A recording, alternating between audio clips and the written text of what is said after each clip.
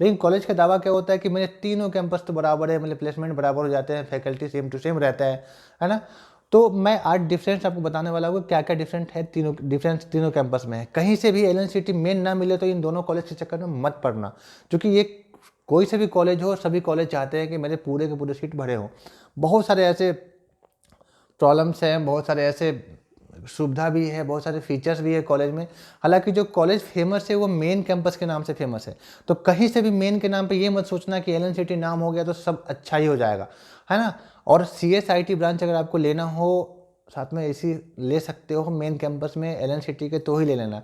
अगर मैं सबसे पहले बात करूँ ईएसटीडी की, तो क्या है, मेन कैंपस जो है वो 1994 की है, सेकेंड कैंपस 2006 के हैं, और जो थर्ड कैंपस है वो 2000 क्या है कि 16 के हैं। क्या है कि 2016 में कॉलेज इसलिए है क्योंकि पहले वो कॉलेज किसी और कॉलेज के नाम से था, बाद में एलएनसीटी वालों ने उसे टेक ओवर कर लिया। तो अभी के टाइम पे ऐसे हैं कि आप कॉलेज में किसी भी कॉलेज में कॉल लगाओगे तो कोई कॉलेज वाले मना नहीं करते। वो करते क्या है, बुला लेते हैं मेन कैंपस के नाम पे, डाल देते हैं थर्ड कैंपस के नाम पे। अब क्या है ना, एलएनसीटी के जो पूरे वीडियो आपको कैसे कैसे कैसे क्या परेशान करते हैं वो उस वीडियो में आप देख लेना। आज मैं क्या है तीनों में डिफरेंस बताने वाला हूँ। देखो क्या है ना, तीनों सीधी सी बात है, ईयर बता दूँ, कितने प्लेसमेंट हो रहे हैं, क्या फैकल्टी है, क्या सीट्स है, कितने सीट्स अवेलेबल हैं, कौन से ब्रांच में क्या कैसे है, ये आपको सब पता है, मुझे पता है। जो मौखिक जो आपको जानना चाहिए मैं वो बताना चाह रहा हूँ। अगर सीधी सी बात है, आप कॉलेज में कॉल लगाएंगे तो कॉलेज वाले ये कहते हैं कि तीनों ब्रांच मेरे सेम है, मैं मेन में क्लास करा दूंगा।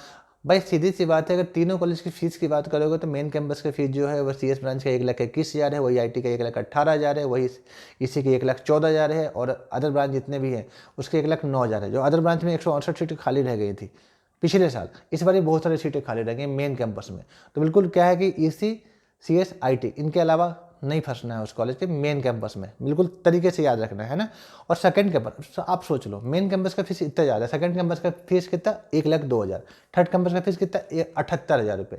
तो आप खुद सोचो ना कि जब आपके फैकल्टी सेम है, आप ये कहते हो कि मेरे फैकल्टी राउंड करते रहते हैं, मतलब कि कभी यही फैकल्टी थर्ड कैंपस में पढ़ा लेते हैं, कभी सेकंड में पढ़ा लेते हैं। भाई जब सब सुविधा बराबर दे रहे हो तो आप फीस ऐसे क्यों ले रहे हो? मेन कैंपस का फीस इतना ज़्यादा, सेकंड कैंपस का फीस इतने कम, फोर्थ के इतने कम, और आपकी सीटें खाली क्यों जाती है? मतलब सीधी सीधी बात यह है कि आप अपना लगाओ और कहीं ना कहीं आप काउंसलिंग करो। एलएनसीटी के बाद जब भी आए तो आप खुद से चॉइस फिलिंग करो। DTEMPonline.gov.in से काउंसलिंग होता है, बिल्कुल मैंने पूरा प्रोसेस समझा के रखा है, सीएलसी राउंड को भी समझा के रखा है, आईपीएस कोटा क्या होता है सब समझा के रखा है। अब बिल्कुल उस तरीके से आप एडमिशन लो, है ना। या आपको अगर बात करना हो, या देखो अगर आपके मार्क्स नहीं है तो सबसे पहले तो ये बड़ी बात हो जाती है कि अगर नंबर नहीं है तो पैसे के बेस पे तो कॉलेज में जाओ ही मत। डोनेशन क्यों देना किसी भी कॉलेज को? मतलब ऐसे लोग के साथ में क्यों बैठना जिसे आप डिजर्व नहीं कर रहे थे? अगर आपके सीधी सी बात है, अगर मार्क्स आपके आ रहे हैं 50 परसेंटाइल, आप 80 वाले के साथ में क्यों बैठना चाह रहे हो? वहाँ पर आप सक्सेस नहीं हो पाओगे। वहाँ पर जो कंपनी आएगी वो आपको लेके नहीं जाएगी। वो कंपनी किसे लेके जाएगी?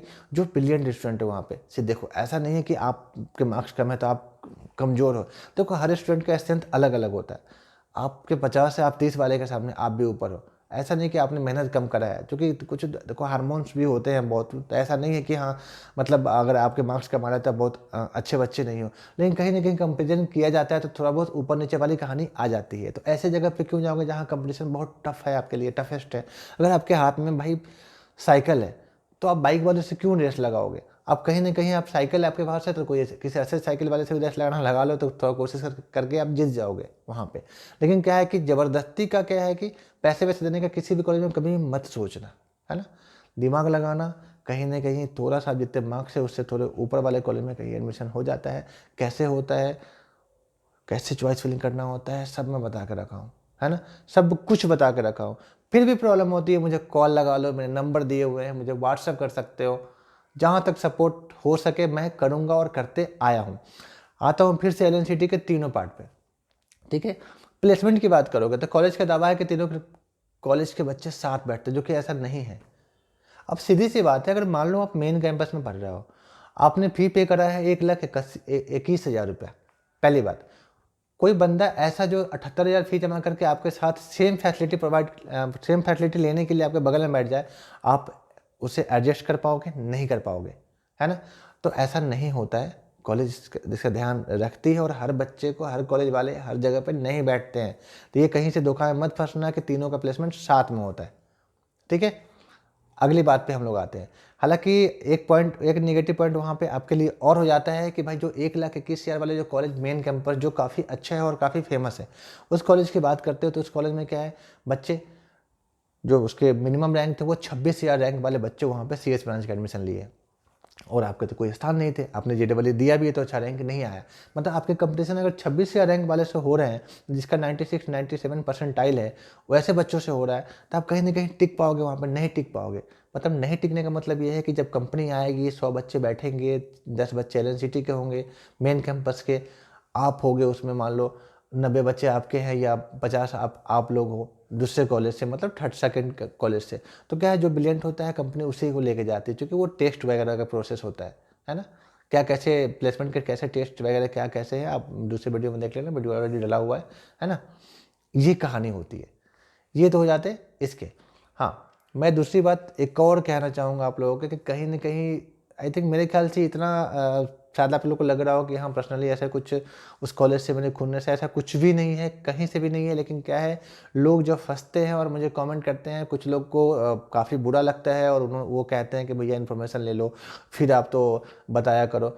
भाई मैं आप मुझे कॉल लगाना, मैं कैसे जुड़ा हूँ उस कॉलेज से मैं आपको बिल्कुल बताऊंगा। मैं रह चुका हूँ उस कॉलेज पे, है ना। किस टाइप से कैसे क्या कहानी है आप मैं फ़ोन पे बता सकता है, ऐसे ओपनली बताना सही नहीं है मेरे ख्याल से, ठीक है ना।